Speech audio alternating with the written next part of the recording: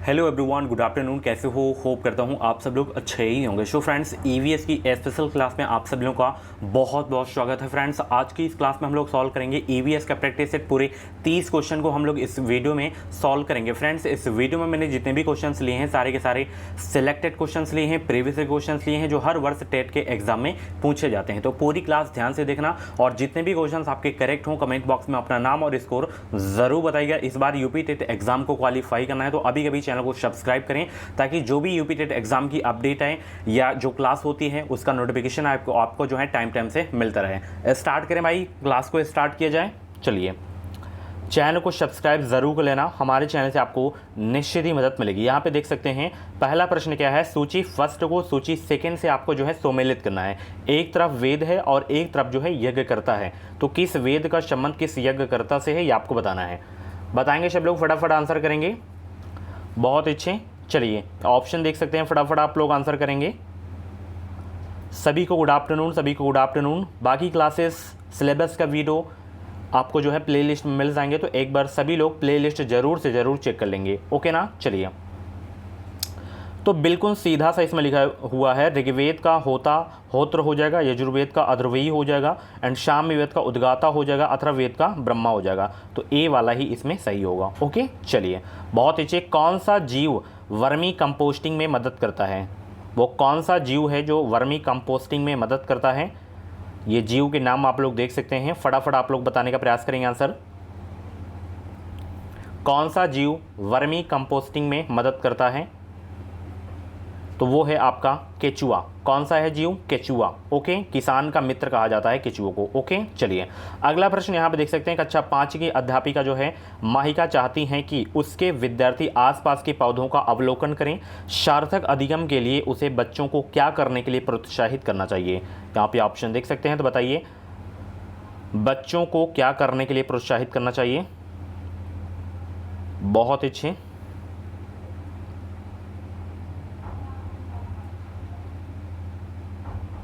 उनकी ऊंचाई, पत्तियों, गंध और उगने के स्थानों में अंतर का अवलोकन करना चाहिए।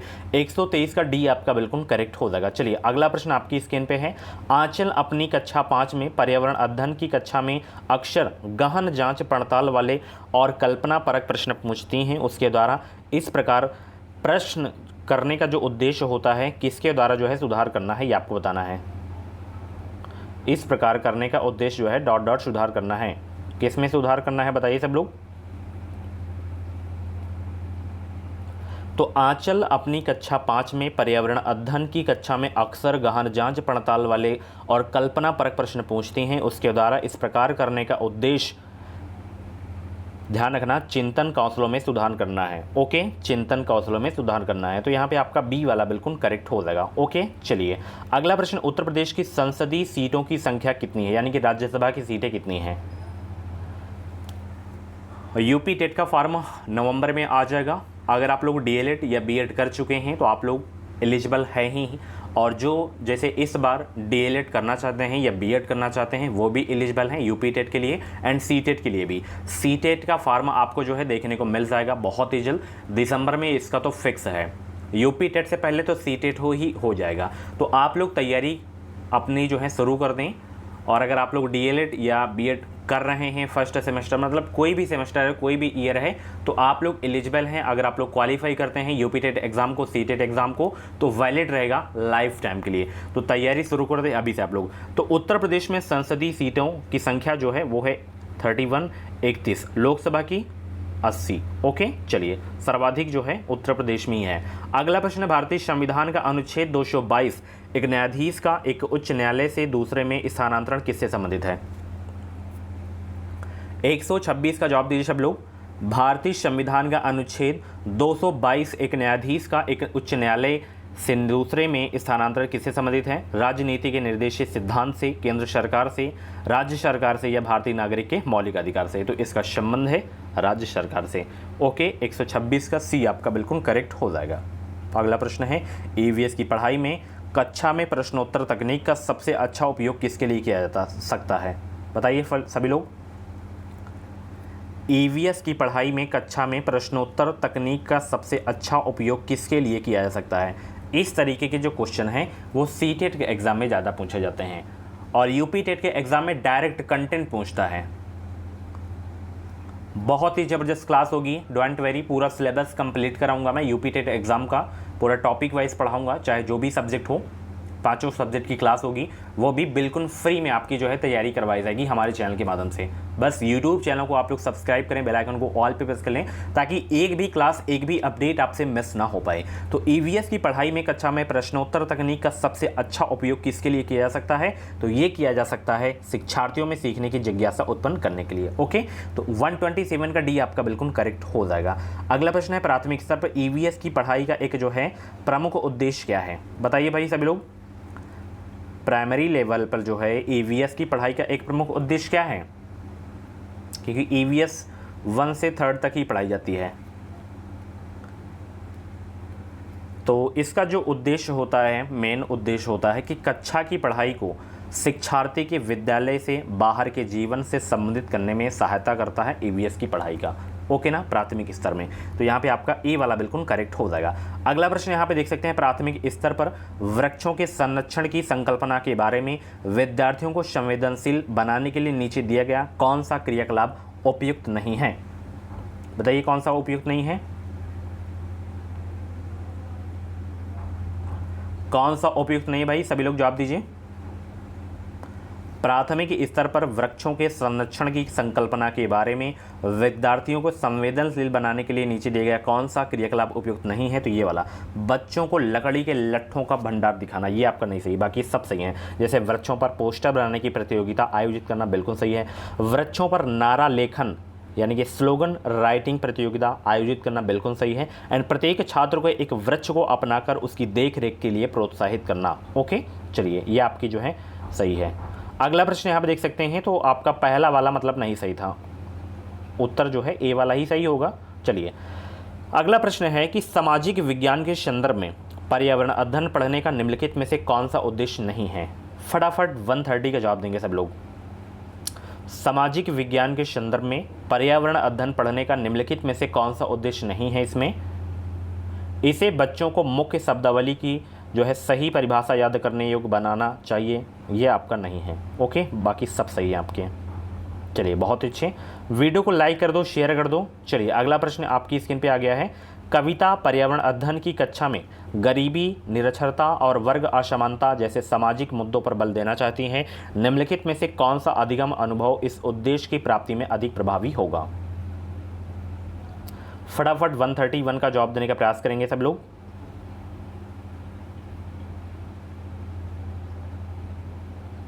तो इस उद्देश्य की जो है प्राप्ति में सबसे जो अधिक जो प्रभावी होगा वो होगा आपका ये वाला कि शिक्षार्थियों को संबंधित जानकारी एकत्र करने और उनका विश्लेषण करने के लिए सामूहिक परियोजना लेने के लिए कहना। डी आपका बिल्कुल करेक्ट हो जाएगा। अगला प्रश्न आपकी स्क्रीन पे आ गया है कि प्राथमिक स्तर पर पर्यावरण अध्ययन में रचनात्मक आकलन ... को शामिल नहीं करता है। तो किसको शामिल नहीं करता है? बताइए सब लोग। प्राथमिक स्तर पर पर्यावरण अध्ययन में रचनात्मक आकलन किसको शामिल नहीं करता है? राइट आंसर क्या होगा? सभी लोग कमेंट बॉक्स में जवाब देंगे। प्राथमिक स्तर पर पर्यावरण अध्ययन में रचनात्मक आकलन किसको शामिल नहीं करता है? शिक्षार्थियों की ग्रेडिंग और रैंकिंग को शामिल नहीं करता है। 132 का ए आपका बिल्कुल करेक्ट हो जाएगा। अगला प्रश्न आपकी स्क्रीन पे है, भारतीय संविधान में कितने मौलिक कर्तव्य उल्लिखित हैं? 5, 7, 9, 11। फटाफट आंसर करेंगे। भारतीय संविधान में कितने मौलिक कर्तव्य उल्लिखित हैं? तो टोटल 11 मौलिक कर्तव्य उल्लिखित हैं। 133 का जो है आपका डी वाला बिल्कुल करेक्ट हो जाएगा। केवल 11 आपको याद रखना है। ओके, ये नहीं पता करना है कि 11 कौन कौन से हैं। ओके, चलिए भारतीय संविधान का भाग 4 निम्नलिखित में से किससे संबंधित है? बहुत इंपॉर्टेंट क्वेश्चन है, कई बार टेट के एग्जाम में पूछा गया है ये प्रश्न। देखिए सिलेबस का वीडियो अगर आप लोग नहीं देखें तो जाके देख लेना प्ले लिस्ट में।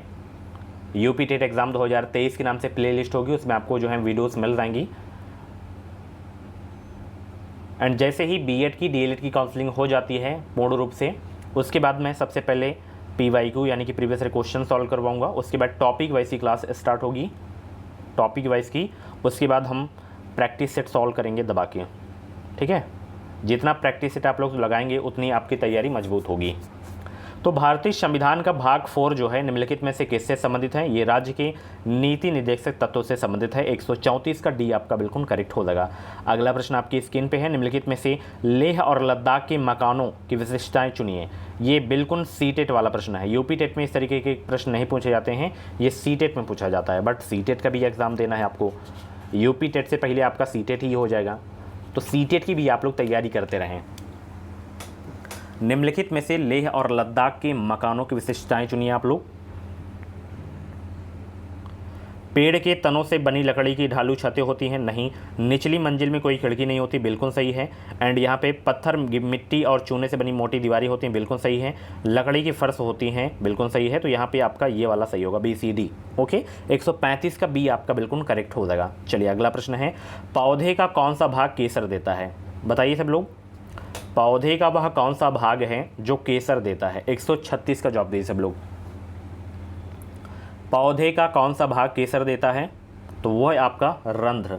ठीक है, 136 का डी आपका बिल्कुल करेक्ट हो जाएगा। अगला प्रश्न आपकी स्क्रीन पे है, एक संतुलित प्रश्न पत्र बनाने के लिए निम्नलिखित चरणों के क्रम में से कौन सा सही तरीका है? बताइए सब लोग, कौन सा सही तरीका है? 137 का जवाब देने का प्रयास करेंगे सब लोग। एक संतुलित प्रश्न पत्र बनाने के लिए निम्नलिखित चरणों के क्रम में कौन सा सही तरीका है? तो इसमें ये वाला, डिजाइन तैयार करना, ब्लूप्रिंट तैयार करना, प्रश्न लिखना और उनका संपादन करना, अंक योजना लिखना। 137 का सी वाला आपका बिल्कुल करेक्ट हो जाएगा। अगला प्रश्न है, निम्नलिखित में से कौन पौधे की जड़ों से उसकी पत्तियों तक जल पहुँचता या पहुँचाता है? बताइए सब लोग, निम्नलिखित में से कौन पौधों की जो है जड़ों से उसकी पत्तियों तक जल पहुँचाता है? तो वो है आपका दारू, जिसे जाइलम बोलते हैं आप लोग। ओके, 138 का ए आपका बिल्कुल करेक्ट होगा। अगला प्रश्न है, रक्त की जांच द्वारा किसकी उपस्थिति से जो है मलेरिया की पहचान होती है? 139 का जवाब दीजिए सब लोग। रक्त की जांच द्वारा किसकी उपस्थिति से मलेरिया की पहचान होती है?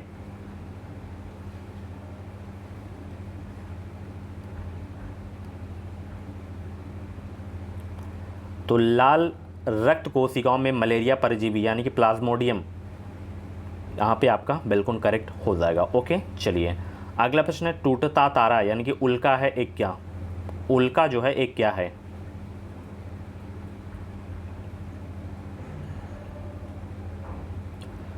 तो उल्का पिंड जिसे टूटता तारा के नाम से आप लोग जानते हैं, तो ये आपका जो है उल्काब जो पृथ्वी के वायुमंडल में प्रवेश करते ही आग पकड़ लेता है। ठीक है, चलिए सी वाला आपका बिल्कुल करेक्ट होगा। चुनाव आचार संहिता के अनुसार चुनाव के समय कितना निषेध है? किसका निषेध है आपको बताना है। घृणाजनक भाषण तथा पुतला जलाना, या प्रचार के लिए सरकारी मशीनरी का उपयोग, या निर्वाचन अधिकारियों का स्थानांतरण, या उपयोग सभी। 141 का जवाब देने का प्रयास करेंगे।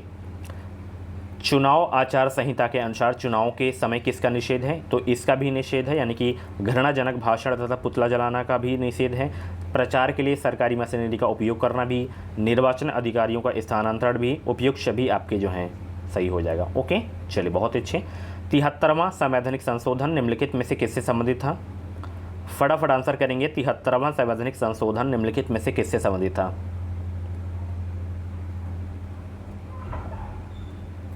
तो 73वां संविधान संशोधन का संबंध है पंचायती राज संस्था से। ओके, 142 का डी आपका बिल्कुल करेक्ट हो जाएगा।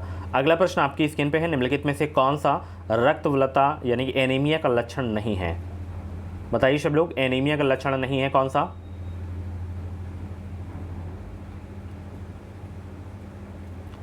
ये लक्षण है तीनों आपके, जैसे मसूड़ों से रक्तस्राव होना, त्वचा का पीलापन, हृदय की धड़कनें जो है अनियमित हो जाना, थकान आपका जो है ये एनीमिया का लक्षण नहीं है। 143 का बी वाला आपका बिल्कुल करेक्ट हो जाएगा। ओके, चलिए बहुत अच्छे। अगला प्रश्न है, मोटर गाड़ियों में साइड की वस्तुओं को देखने के लिए प्रयुक्त दर्पण होता है कौन सा? उत्तल होता है, या अवतल होता है, या समतल होता है, या उपयुक्त में से कोई नहीं?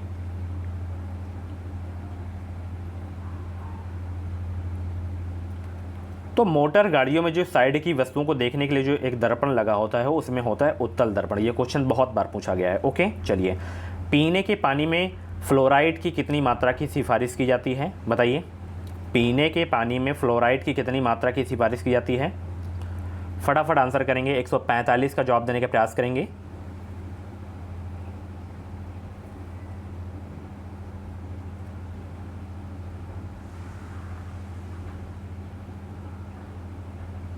0.5 ppm की मात्रा जो है सिफारिश की जाती है पीने के पानी में क्लोराइड की मात्रा 0.5 ppm। ओके चलिए, निम्नलिखित में से जो है बाघों के संरक्षण से संबंधित कौन सा स्थल उत्तर प्रदेश में स्थित है?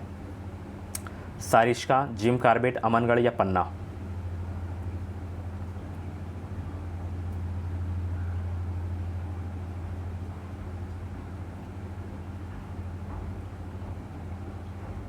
इसे अमानगढ़ के नाम से भी आप लोग देख सकते हैं कहीं पे किसी भी बुक में। तो ये आपका अमनगढ़ ही है, ठीक है। यहाँ पे आपका बी वाला बिल्कुल करेक्ट हो जाएगा। ओके चलिए, बहुत अच्छे, उत्तर प्रदेश में है। वनोन्मूलन के फलस्वरूप निम्नलिखित में से जो है किस वायुमंडलीय गैसीय संगठन के स्तर में वृद्धि होती है? कार्बन डाइऑक्साइड या ओजोन या जल्ब वाष्प या ऑक्सीजन?